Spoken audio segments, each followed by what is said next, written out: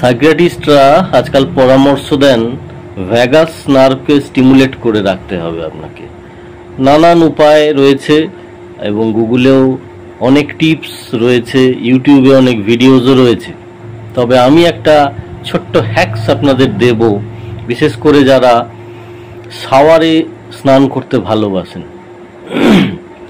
Vagus nerve এমন একটা nerve যেটা আমাদের ব্রেন কেমিক্যালসকে কন্ট্রোল করে এবং মুডকে স্টেবিলাইজ করে।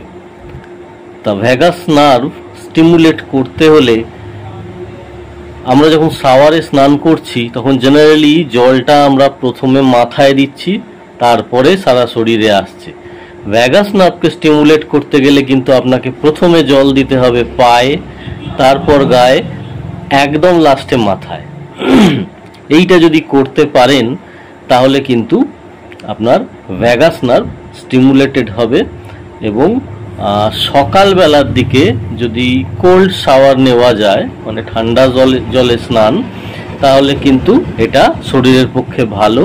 এবং সন্ধ্যাবেলা যদি একটু লিউক ওয়ার্ম ওয়াটারে বাথ নেওয়া যায়, অনেকেই অফিস থেকে ফিরে একটু স্নান করে ফ্রেশ হয়ে নিতে চান আজকাল, বাইরে বিভিন্ন জার্মস এবং ব্যাকটেরিয়া ঘোরাফেরা করছে।